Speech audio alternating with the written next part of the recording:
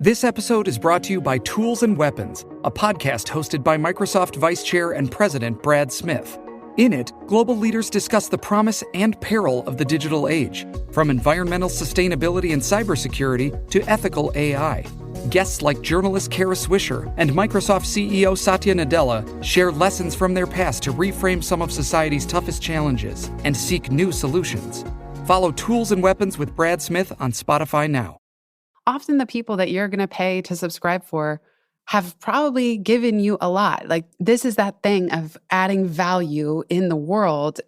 Substack is one of the ways people can actually say thank you. And in a way, it's a practice of receiving that grace and receiving those gifts. And I feel nervous every time I see someone's name who I don't know and I've never met join as a paying subscriber. This is your time. How can we earn twice as much in half the time with joy and ease while serving the highest good? That is our guiding question here at the Free Time Cafe, your home for heart-based business. I'm your host, Jenny Blake. Join me for conversations with authors, friends, and fellow business owners as we explore ways to free your mind, time, and team to do your best work. Now, on to today's show.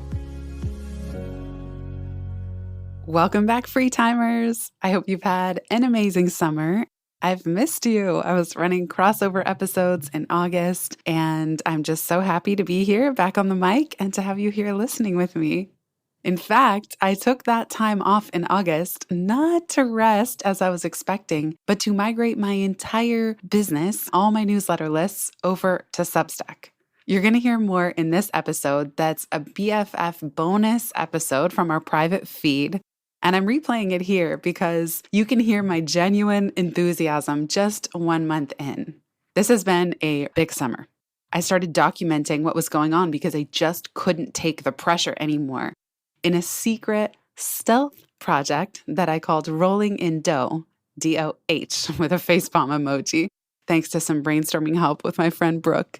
And I just started writing. I didn't know what else to do. I had been so fed up by the last 3 years, the exhaustion, what felt like doors kind of closing in my face in terms of clients I used to serve and not really knowing what was next. And hardy har har, someone should write a book about that.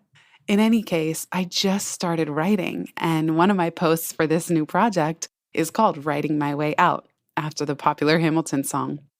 That's what I've been doing. And I did not expect to love Substack as much as I do. It's wild. I am not one to go chasing shiny software objects, and yet at the same time, I feel a certain FOMO setting in when I know that there might be something really good there. And every time I was seeing a new feature release, like, oh, you can @reply other Substacks or Substackers now. There are notes and comments, and you can bookmark posts, and you can read in the app away from the chaos of your email inbox. There was so much to love as a reader.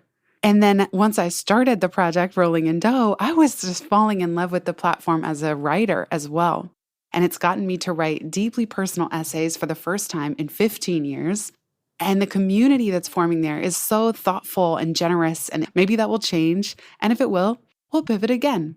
You'll hear in this episode that I am debating whether to move my 2 mailing lists for Pivot and Free Time over to Substack. I knew I would break a million things in the process, and that has been true. But at the time it's recording, I'm in migration process.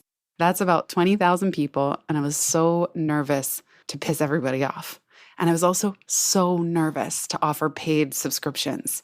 But as somebody from the writer outreach team on Substack, she was generous enough to have a call with me.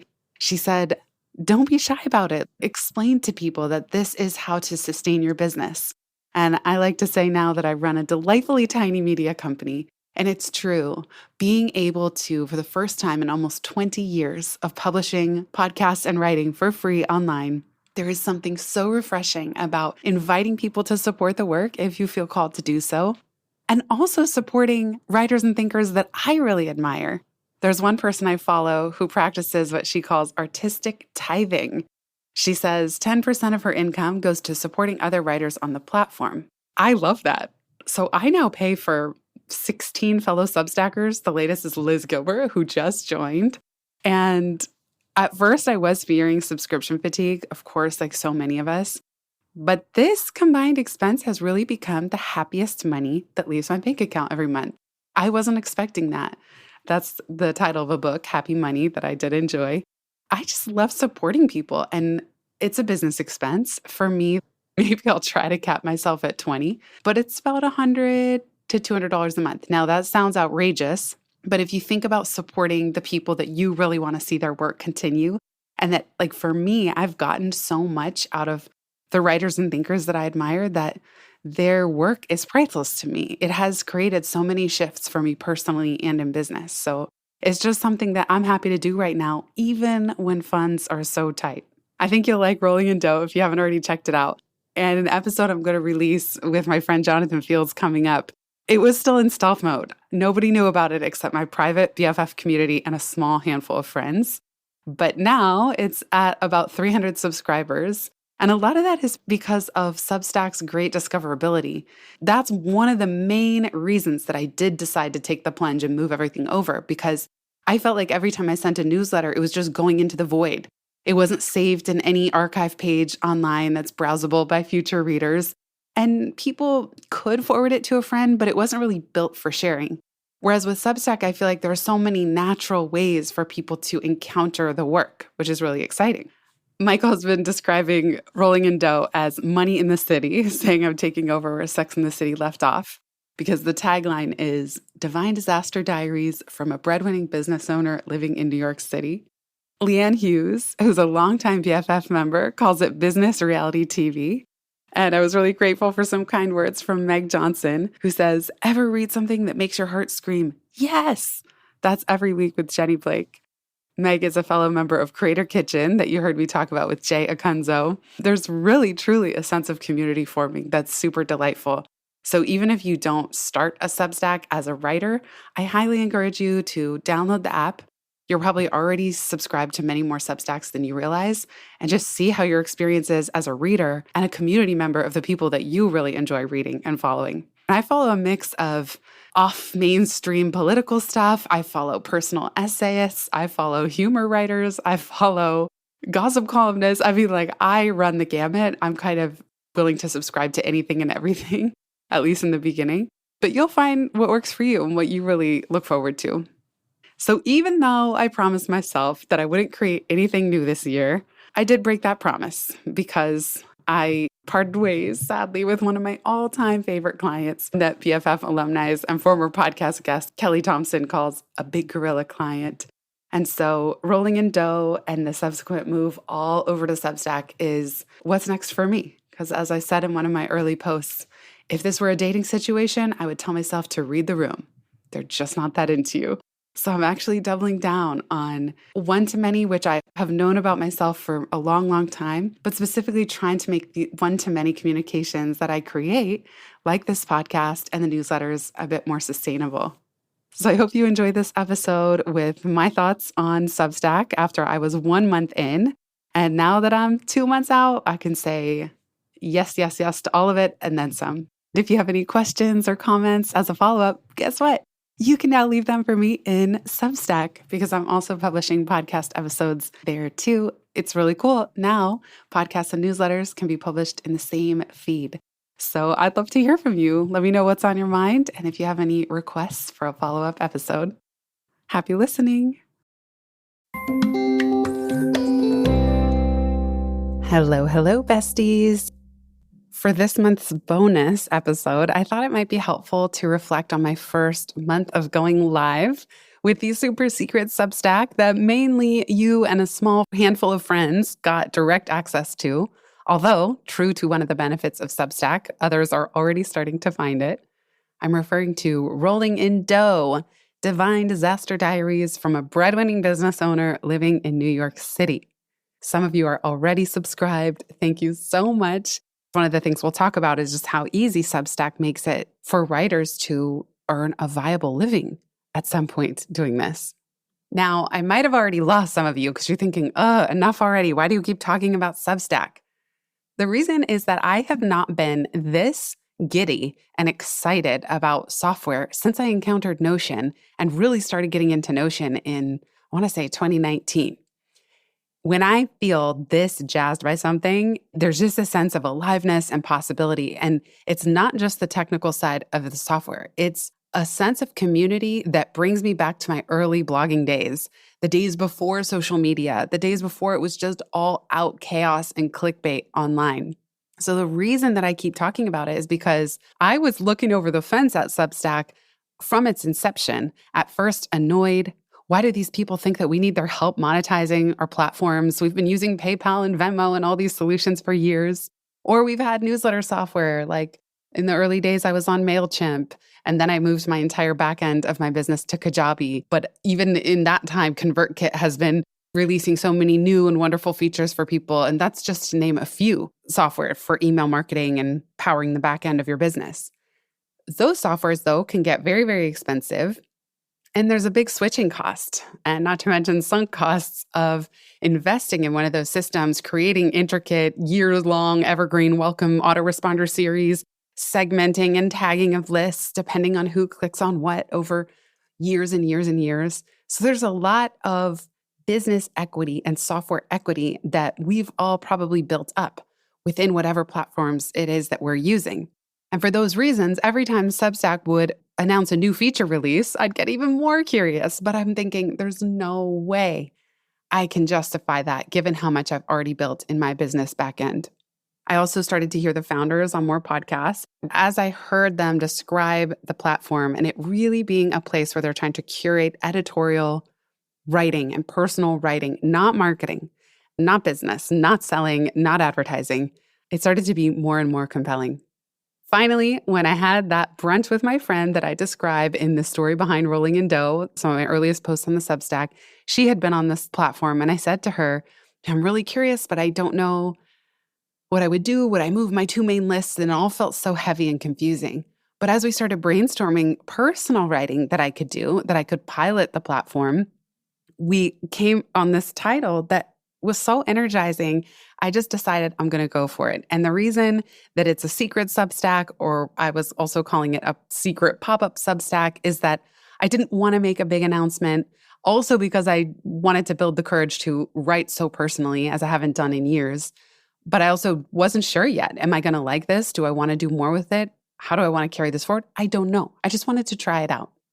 I have to say, I am more delighted every single day.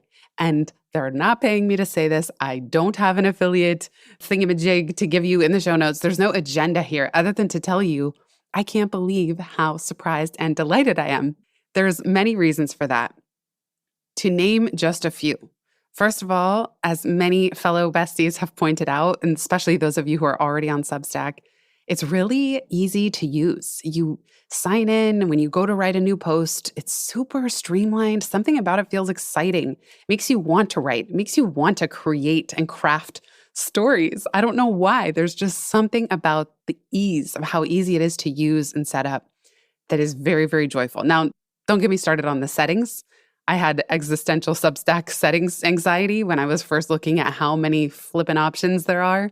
But let's save that for later in this episode. So the joy and ease of use. We'll be right back just after this. Do you have an inner whisper that's been nudging you about something in your business? Maybe it's calling you to expand or simplify your offerings. Maybe you want to map your content out for the year ahead so that you can bake in batches and not always be in a last-minute scramble. Maybe you're looking to write that book after all this time, or streamline your team, spruce up your systems, create even more white space in your calendar, or blow up what isn't working to create something new that is. If any of these or more are on your mind, and if you're looking for support to create a container for exploration, ideation, action, and accountability as we close out the year, I am delighted to invite you to join us for Business Bestie Brunch, a 3-hour VIP business brainstorming extravaganza on October 22nd, followed by a decadent brunch with gorgeous views of the Brooklyn Bridge and Lower Manhattan. Together with one of my business besties, Sarah Young, author of Expansive Impact and founder of Zing Collaborative, we have designed something that is so much more than a brunch. We just couldn't resist throwing in all kinds of bells and whistles throughout the quarter to support you before and afterward as well. The brunch is bolstered by a 3-month-long pop-up mastermind program designed to surprise and delight you at every step. We'll connect you with fellow heart-based business owners and help you close the year strong, while you also set a clear vision and strategy for the year ahead. Together, we will nourish you and your business through deep conversation, delicious food, luxury experiences, stunning views, and fabulous company. So if you're looking for a way to work on your business and not just in it, we would love to invite you to join us on Sunday, October 22nd.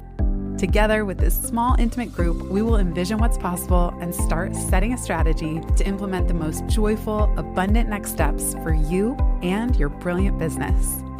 The final deadline to enroll is September 15th, and we're taking applications as the next step so that we can curate the ideal, delightfully tiny group. If you're interested in joining us, we would absolutely love to have you. Learn more and apply at itsfreetime.com/brunch. That's itsfreetime.com/brunch. Here's to building business blissfully.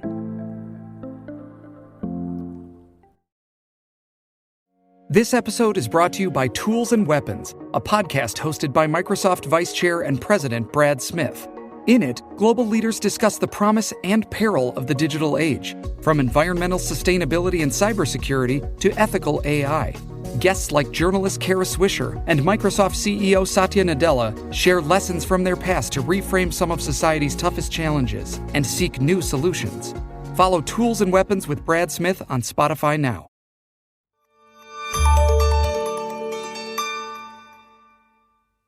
The second thing that has absolutely blown me away is the sense of community. And I'm not just saying that. You know me, I'm a social media curmudgeon, 100%. This is different. The people who I'm noticing are on Substack are genuinely reading and they're intellectual. There's a sense that the discourse is about ideas and stories. It's not sensationalist the way that I experience a lot of social media. I experience a lot of social media, as I've said before, kind of foments status anxiety or FOMO or compare and despair. It's a lot of showboating and how perfect everything looks and seems, or it's kind of divisive and controversial if it's on Twitter or now to be renamed X. Substack feels meaty, hearty, like a hearty stew of conversation. And because they keep releasing features like being able to like posts, comment on posts, being able to @reply other Substackers, being able to recommend other Substacks, it makes a sense of community more possible because you feel interconnected with everybody and there are ways to promote and share other people's work. You can even now restack a quote from someone else's post, whether it's a newsletter or an article they've written, and you restack. So this is kind of their answer to Twitter or Threads or X is notes, what they call it. So kind of shorter snippets. And you can restack something from anywhere on the web. I'm not going to be too hard on myself with keeping up with that. That's a lot to keep up with. But I love the fact that there is a place to share ideas, to share interesting things you're reading or finding, to celebrate another writer, where it's just kind of contained in this wonderful sense of community. And I have to really say thank you to those of you who are actively reading Rolling in Dough. Every time I see you heart a post and comment, it's very uplifting. It's so energizing. It's the first time in such a long time that I've had reactions to things I'm doing. You know, podcasting is so quiet. It's often quiet out there unless somebody goes out of their way to leave a review or send in an email. And even most newsletters, I feel like newsletter software, as it got more complex over the years, it just looks like a newsletter and people don't often think to respond to it. Yes, I do get replies every now and then. But what I love about Substack is that when you share whatever form it is that you're writing, whether it's a newsletter or a personal essay, and I've been experimenting with both, people do feel more, I think it's just easier for them to weigh in and chime in and share and post and heart. And you can also change in the settings what people are allowed to do. So you could say paying subscribers only can comment. And I feel really good about that for mine because what I'm writing is so personal and almost real time that I don't really want strangers commenting yet. Maybe I'll change that at some point. And there are some, quote, strangers who are paying subscribers now. And that's exciting. I don't mind if someone's paying, they really value the work, they really need this type of storytelling right now, as Leanne called it, business reality TV. If that's what they need and they're willing to meet me halfway and pay for a subscription, they're more than welcome to chime in the comments, which I'm very grateful for. So it's super energizing in that regard. And I'm also finding it energizing to know that when I post something, again, I'm experimenting with sending my newsletters. For now, I'm just duplicating what goes out via Kajabi and then also sending it out via Substack. But what I appreciate knowing is that there's actually an archive. I was getting really annoyed in recent months and years that every time I sent a newsletter, it just disappears into the void. And unless I program it into a welcome autoresponder series, which I do now have, the future subscribers are never going to see it. That was really annoying me. I felt like I wasn't creating true assets in my business. Whereas with Substack, every newsletter that you send gets posted on your archive page. So people, if they find it 6 months into the future, can go back through your archives and see what you've written and do a binge as you would if you find a new podcast that you really love. So I love knowing that there's a record and that you can link to previous newsletters as well, because at least with Kajabi, it's kind of hard to link to a newsletter I've sent out. I used to be able to do that with MailChimp, but once I switched, no longer. One of the things that really got me excited was my experience as a reader, reading Substacks through the app. It's so joyful. I love that finally I can get out of my email inbox and all the chaos that comes with it. Because when I go to my personal Gmail inbox, I have work emails, I have emails from friends. I use a service called SaneBox. So I have my Sane Later folder that's full of newsletters. Some of them are super salesy. Some of them are from stores and retailers. Some of them are from politicians that I never signed up for, campaigning and trying to raise money. And then, yes, some of them are personal, wonderful, beautiful essays, and they're buried. I'm so turned off by the whole vibe of my inbox most of the time that I don't even want to look in that Sane Later folder. Once I downloaded the Substack app on mobiles, I have it on my phone, I have it on my iPad. In the morning with my coffee, I can open Substack and I have an inbox. And it's just what I subscribe to. And I now subscribe to a lot of Substacks. And I pay for ones that I feel are doing what I'm looking to do right now, which is deeply personal, thoughtful essays. The reader experience was so delightful for me that I decided I would love for my readers to have that experience too. And that's what's motivating me. I'm very, very hesitant and tempted to move all my lists over to Substack. I would break a gazillion things on my websites in the process of doing that. And like I said, I would lose all the segmenting and tagging and hard work and things that I've done, evergreen series and even sub-autoresponder series for people who access the toolkit or the author toolkit or the leader kit for free time or pivot. Like there is so much that would break. But one of the things that motivates me, if I do it, it will be because the reader experience is so joyful that when I send out a newsletter, someone could get it in their app. If they chose, they would also get it in their email inbox. And they could interact with it. You could even bookmark and favorite posts that you like. There's just so much more functionality and possibility. And let's not skip over one of the biggest benefits is it's so much more social and shareable, so that if I were to send my 2 newsletters, which have a much bigger distribution than my current super secret project, people could more easily share it, restack it.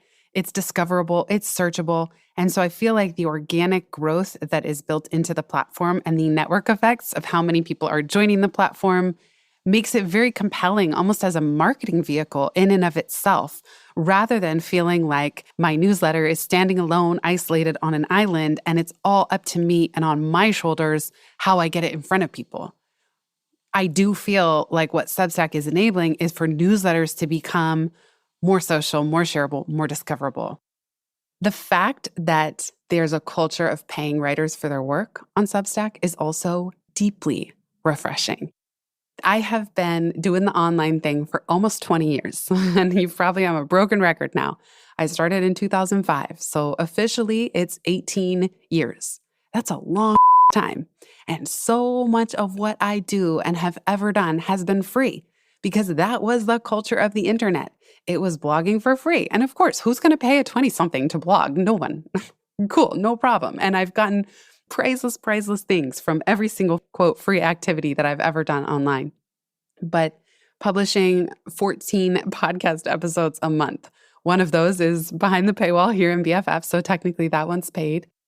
Publishing newsletters, I started that in 2010. I mean, there was just so much, and it does at some point feel overwhelming and unsustainable. I talked about this with my friend Natalie Liu on Free Time. I'll link to that in the show notes. So I cannot tell you how refreshing it is to go over to Substack, and one of the settings is, how do you want to charge for the newsletter? And what would you want to put behind a paywall? I can have a free tier, and I get to insert where the paywall happens in any given post. And then there's monthly members, there's maybe bonuses for people who pay on an annual basis, and then there's even a founding member tier for people who just want to say thank you or want to support the work. Already, just a month in, having only launched to BFFs and a small circle of friends that I sent an email on BCC, Substack is showing me that I have almost $3,500 in annualized revenue. Now, that would mean that nobody who's currently paying monthly would cancel. But I even comped a lot of subscriptions for friends and BFFs, and I was happy to do that.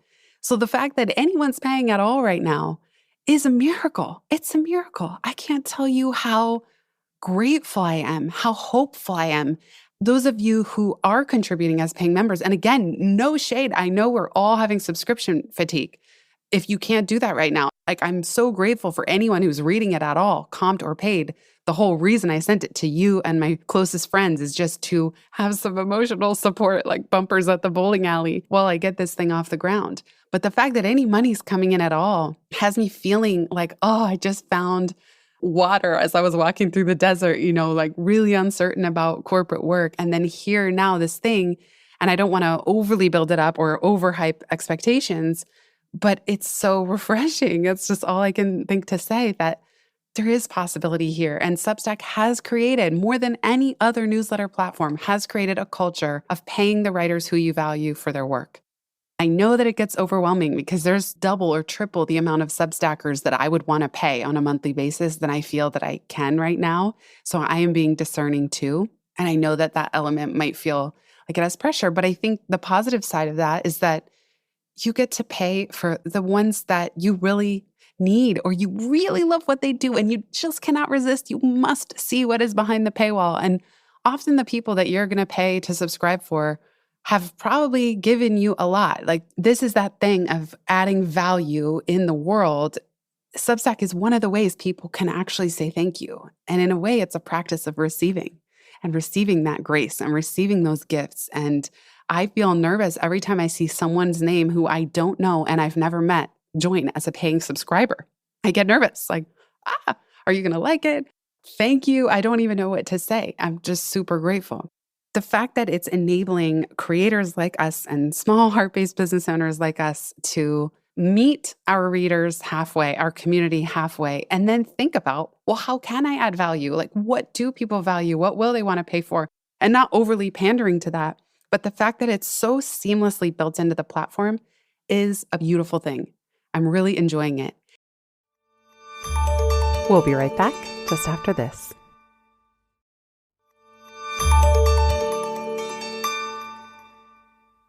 The reason that I'm able to write more personal writing than I have in over a decade, if you don't count like the vulnerable parts of my books, is because I'm able to put things behind a paywall.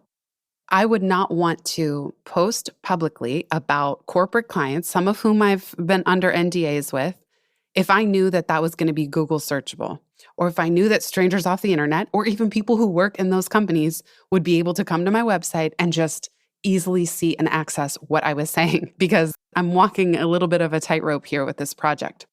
The fact that I can practice my thriller writing skills, I just took a masterclass from Dan Brown, and leave suspense and then put things behind the paywall, especially things that I wouldn't talk about publicly if they couldn't be behind the paywall, that is super energizing and it makes me feel safer. It gives me a sense of psychological safety because I want to share and I want to be real. And I know that the real sides of running a small business, especially in these last few years, could be so helpful for other people like me who are really going through it. But I just have to do that in a way that feels safe to my reputation, to my clients' reputations, to my business, to future work. And this is enabling me to do that. In case you're also wondering about my posting schedule, I've seen people share things online, even recently on Substack, saying, if I had to post at a regular day and time every week, I would be allergic. There's no way I would feel creative. And I think that in general, there seems to be a consensus with Substack, as there was with blogging. Write if you have something to say and something that can be said well. Don't just write because there's a deadline. That said, I originally planned to post weekly, but I had so much flowing through me after the big event, the news, as I call it, capital T, capital N, that I actually had quite a backlog of content. So I was originally just going to release on Wednesdays at 11 a.m. And then I said sometimes on Saturday. So far, and of course, I'm starting strong. Things can always taper off. I've been doing 2 a week, but I'm not writing on Wednesdays and Saturdays. What I'm finding is that I write when I have something to say, when I have truth while it's fresh, when there's something that I want to capture about what's going on or the divine disasters, what it's like to be rolling in dough, a little serendipity signage moment in New York City, or some combination of these things. I even now have a view on my Notion collection bucket called Rolling in Dough. So anytime I get a little snippet of a quote or an idea or a writing prompt, I put it straight there. So I know what my little drafts might be or works in progress or writing exercises. And then I have found it helpful to schedule far out for 2 reasons. One, I'm not waiting to feel inspired on Wednesdays and Saturdays. I'm able to write when I am inspired and then schedule it at a regular cadence. What you're not seeing is that the writing is actually happening in bursts, but the scheduling makes it look really consistent and reliable, which is usually not how my creative process works. The other benefit of that is that it would be too soon and too fresh. And I'm already walking a fine line of having this all be a real work in progress. I have not solved anything yet. So I am taking some risks when they say, don't write from the wound, write from the scar. Well, I don't really have the scar formed yet. I'm writing from the events and how I'm handling them. So it's almost like I'm writing a thriller, a business thriller, while living it. But on the other hand, I'm not trying to be an expert. I'm not trying to say, oh, I have it all figured out. Let me tell you exactly what to do. No, I actually just want to share, this is what the roller coaster feels like. That's it. That's it. That's why, as I explained in the launch series, I shifted that one word, that one tiny little word of saying Rolling in Dough, Divine Disaster Diaries for breadwinning business owners, which was the original subtitle. And it shifted to Divine Disaster Diaries from a breadwinning business owner living in New York City. As in, this is not really for anyone, because even when I had that title, I was thinking, oh, great, who can I write for? No, this is from a breadwinning business owner. This is my lens, my experience. It's a little edgy and uncomfortable for me to have the focus be on me in this way. But the point that I'm trying to make is that this is not a how-to. This is not a solution. This is the emotion behind all of that and what precedes eventually coming through the other side of all that. So I tend to write when I'm inspired. I write first in Notion. I use software called Writer, which I shared in a recent Time Well Spent newsletter that, lo and behold, now I can link to in the show notes because it's also on Substack. Writer puts me in this really zen state, typewriter clicking sounds and really flow-oriented music in the background. And then I'll do a writing session. I'll copy and paste that over into Notion. I'll edit again in Notion. When that feels a little more firmed up, I copy and paste into Substack. Of course, I could skip Notion altogether, but Notion just is where I organize my whole life, so I like having it there. And then once I put it in Substack, I actually read it a couple times before it goes live. And I find things to fix every single time. And I still cringe once it goes live because inevitably there's typos or annoying word choices that I coulda, shoulda, woulda fixed, but then I end up fixing them in hindsight. To go back to this thing of cadence and when I write, I may slow it to once a week. That would be fine with me. There is a little bit of a strange relationship knowing people are paying monthly or paid annually. What if I stop before the year is up? Or what if I need a month off? How does that look? What has helped me as a business owner is to say, I will cross that bridge when I get to it.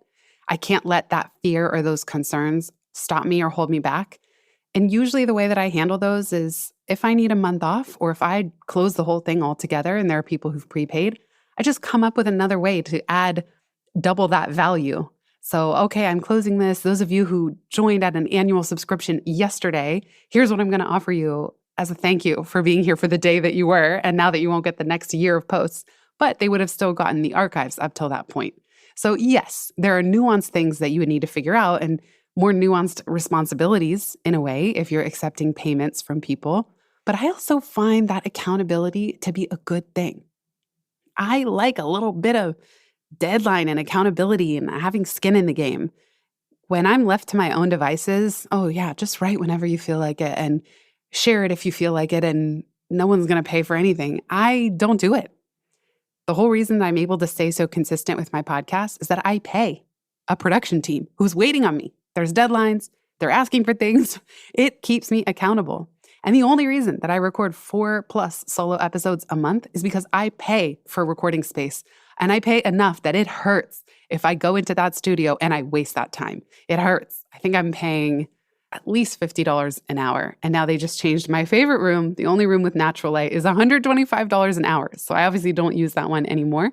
But the point is $50 an hour, it hurts to sit there and not know what to say or not come out of a recording day. Usually I do a 3 or 4 hour block to not come out with at least 2 solo episodes. That would be a bare minimum of me paying for 4 hours of studio time. So now with Substack, having paying members helps me rise to the occasion and says, hey, show up, JV. Okay, I don't know what to write, but there's something in there. We're all living our lives. We have truth while it's fresh. We have things that are in process.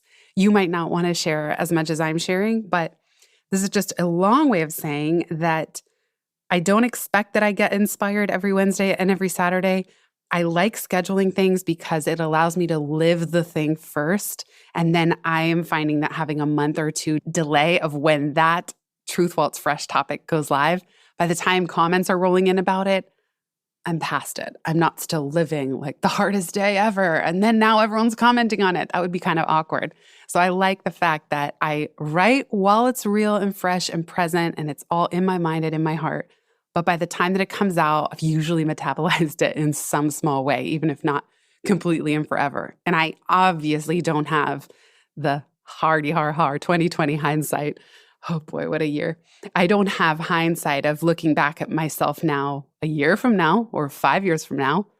Oh, how wise I'll be and how I'll probably laugh at the way I was handling things or shake my head or who knows what. But doesn't everybody say that's part of the creative process? It's like, if you don't cringe when you look back at it, you're not challenging yourself enough.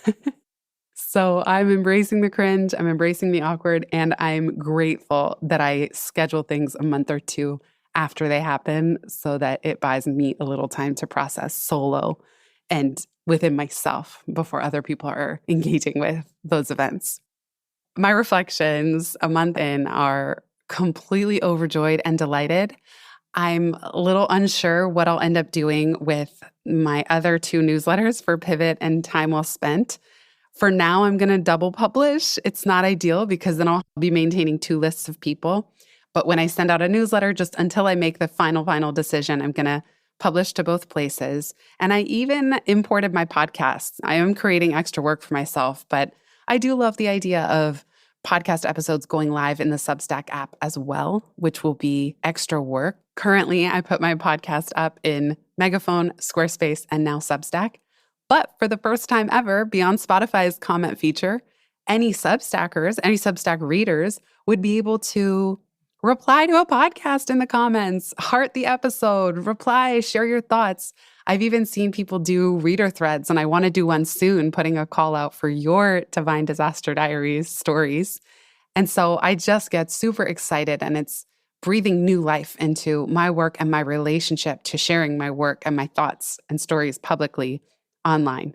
It's motivating me to take writing classes. I signed up for a woman who teaches writing. I'll put the link to her in the notes, who talks about serialized memoirs on Substack. And I'm going to do 3 one-on-one coaching sessions with her. There's really a magnet here for me. To each their own. There doesn't need to be for you. I completely understand and respect. And I'm not trying to record this to tell anybody you should move to Substack. But I know that a lot of us are curious about each other. Like, ooh, have you tried this? What are your thoughts? What are you thinking so far? And so I just wanted to share with you right from the beginning of this project how it's going. And Substack does office hours every Thursday, so you can chime in the comments. The software and the platform and the community and leadership behind it has helped me get a lot of my creative mojo back. And that would not be possible without you here listening, being part of BFF, and being part of this new project. So I'm deeply and forever grateful to all of you as well.